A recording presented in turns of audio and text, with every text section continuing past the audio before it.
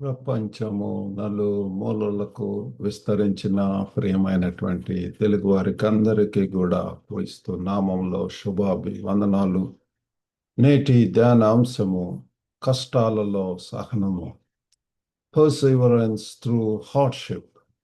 మనం ఈ యొక్క మాసంలో పౌలు యొక్క మిషనరీ యాత్రలు అన్నటువంటి అంశం మీద మనం ధ్యానిస్తున్నాము, ఆ థీమ్ మీద. అందులో భాగంగా నేడు మరి తాను ఏ రీతిగా కష్టాలలో సహనమును చూపించి ఉంటున్నాడో మనము ధ్యానించిన వింటున్నాము. మీ దగ్గర బైబిల్స్ ఉన్నాయడలా అపోస్తుల కార్యములు 14వ అధ్యాయము 19-20 వచనాలు చదువుకుందాం.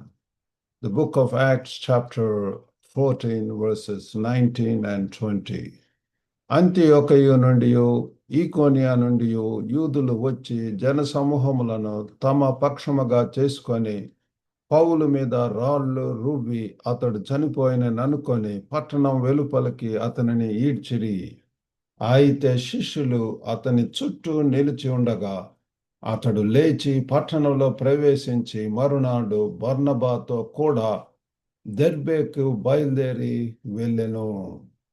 ఇక్కడ మరి కష్టాలలో కూడా సహనం చూపించటము అంటే వ్యతిరేకత, నొప్పి లేదా ఓటమి అనిపించినప్పటికీ కూడా దేవుని విశ్వాసము మరియు విధేయతలో స్థిరంగా కొనసాగటము, దేవుని యొక్క పనిలో, దేవుని యొక్క పరిచర్యలో ప్రభు కొరకు నిలబడినప్పుడు మనకు వ్యతిరేకత అనేటటువంటిది వస్తుంది. బాధలు అనేటటువంటివి, ఇరుకులు, ఇబ్బందులు, ట్రయల్స్, ప్రాబ్లమ్స్, పర్సిక్యూషన్స్, ఇవన్నీ కూడా మరి ఎదుర్కోవాల్సినటువంటి వారమై ఉంటున్నాము. ఇది కేవలము ఇక్కడ మొండితనం కాదు, కానీ పరిశుద్ధాత్మతో కూడినటువంటి సహనము. పరిశుద్ధాత్మ మనకు ఏంటంటే ఓర్పు, సహనము, ఆశ నిగ్రహము, ఆత్మ ఫలాలు మనకు తెలుసు కదండి. కాబట్టి మనము సహనముతోటి మరి కొనసాగుతాము. దేవుని ఉద్దేశాలు జయప్రదం అవుతాయనే విశ్వాసంతో ఆయన మీద ఆధారపడి ఉంటాం. దేవుని చిత్తంలో ఉండి ఎందుకు ఈ కష్టాలు అట్లాగా కాకుండా మనము సంపూర్ణంగా దేవుడు ఒక ఉన్నతమైనటువంటి ఉద్దేశంతో కీడులో కూడా మేలు చేసేటటువంటి వాడు. మరి యొక్క సందర్భం మనం చూసినట్లయితే అపోస్తుల కార్యం 14వ అధ్యాయంలో పౌలు మరియు బర్నబా తమ మొదటి మిషనరీ ప్రయాణంలో ఉన్నారు. పిల్లారా, మరి లుస్రాలో ఒక కుంటి వ్యక్తిని స్వస్థపరిచిన తర్వాత జనులు తప్పుగా వారిని మరి వారి దేవతలు హెర్మిస్ మరియు జూస్గా ఆరాధించటానికి ప్రయత్నించారు. మరి మునుపటి నగరాలు యాంతియోకులో, ఐకోనియంలో నుండి వచ్చినటువంటి యూదా వ్యతిరేకులు జనులను రెచ్చగొట్టి పౌలును రాళ్లతో కొట్టి చంపినట్లుగా మనము ఇక్కడ గమనిస్తూ ఉంటున్నాము. కాబట్టి ఇది సువార్తకు గల వ్యతిరేకతకు నమూనాకు అనుగుణంగా ఉంది. ఒక మోడల్ పిల్లల గాస్పల్ మనము మరి ప్రకటిస్తున్నప్పుడు, సువార్తను ప్రకటిస్తున్నప్పుడు ఇట్లాంటి వ్యతిరేకతలు అనేటటువంటివి కూడా మరి వస్తూ ఉంటాయి. కాబట్టి ఇక్కడ మరి 3 విషయములు మనం ధ్యానించమంటున్నాము. మొట్టమొదటిగా వ్యతిరేకత, పర్సిక్యూషన్. మరి ఈ దినాలలో కూడా మనం గమనించినట్లయితే దేవుని కొరకు నిలబడిన వారికి, సంఘాలకు, మరి సంఘ కాపరులకు, సంఘస్థులకు ప్రియులార యొక్క వ్యతిరేకత అనేటటువంటిది ఇది అనుకోకుండా వస్తుంటది. ఎప్పుడు వస్తుందో చెప్పి రాదు.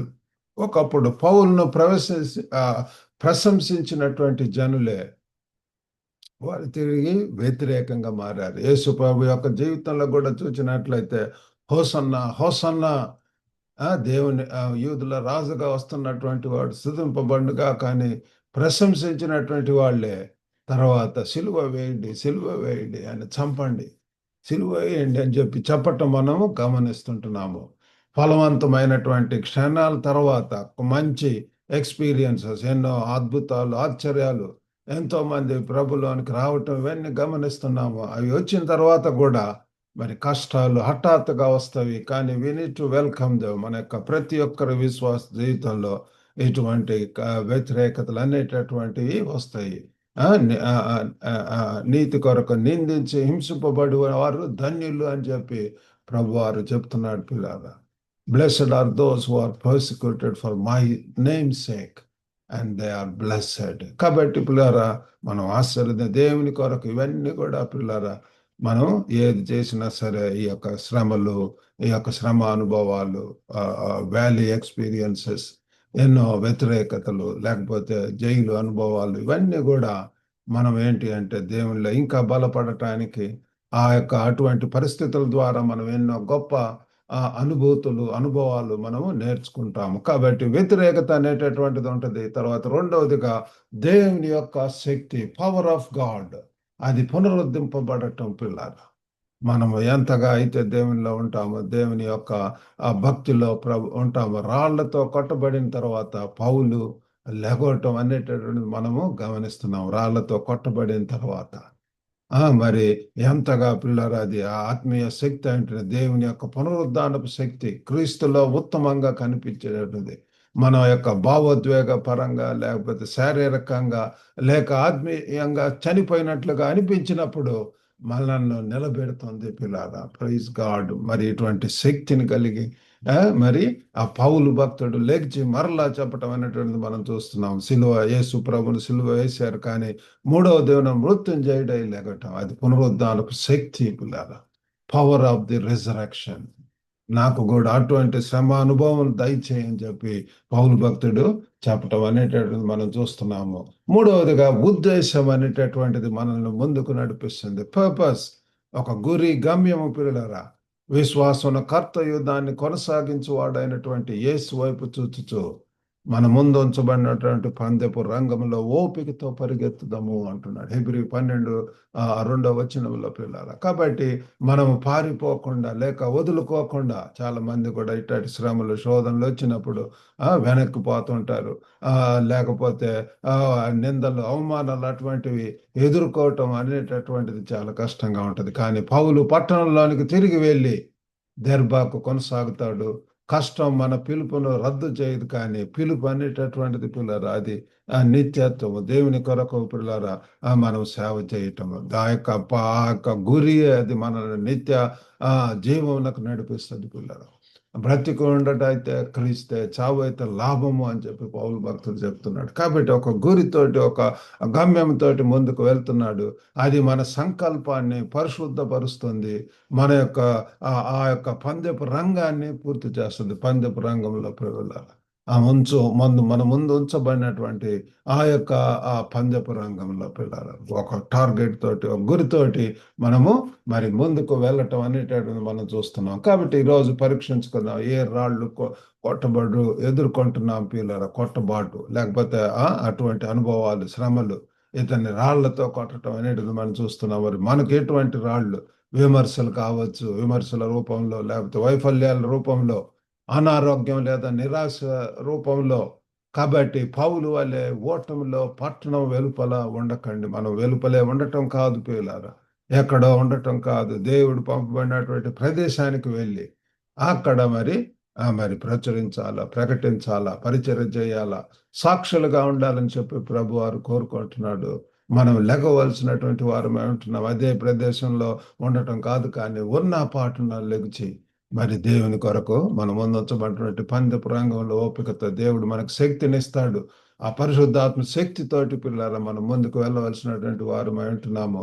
విశ్వాసుల సమాజము మరి మనల్ని చుట్టుముట్టనివ్వండి. దేవుని శక్తితో లేచి మన యొక్క కార్యకలాపాలలో, పరిచర్యలో మరి అడుగు పెట్టవలసినటువంటి వారు వింటున్నాము. సహనం అంటే నొప్పిని నివారించడం కాదు, కానీ ఆ నొప్పి మన విధేయతను ఆపకుండా నిరాకరించటం పిల్లారు. ఆ యొక్క సహనం అనేటటువంటిది, ఆ పర్జెవరెన్స్, ఆ గురి కలిగి ముందుకు పోవటం అనేటటువంటి. కాబట్టి నేడు ఆ సహనము చేయటానికి నిబద్ధత చేద్దాం. కమిట్మెంట్, ఒక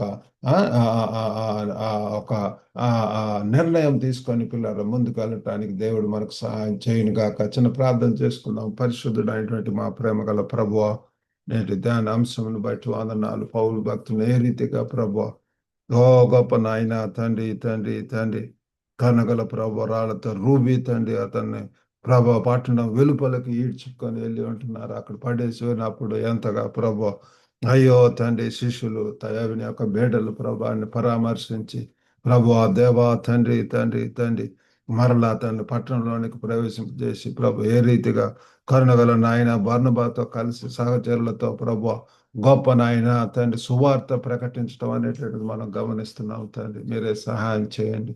ఓ గొప్ప దేవ, ప్రేమ గల నాయన తండ్రి తండ్రి, పడిపోయిన మమ్మల్ని తండ్రి లేవనెత్తండి, శక్తిని ఇవ్వండి, పునరుద్ధానపు శక్తి బలం అవసరమైంటున్నవి.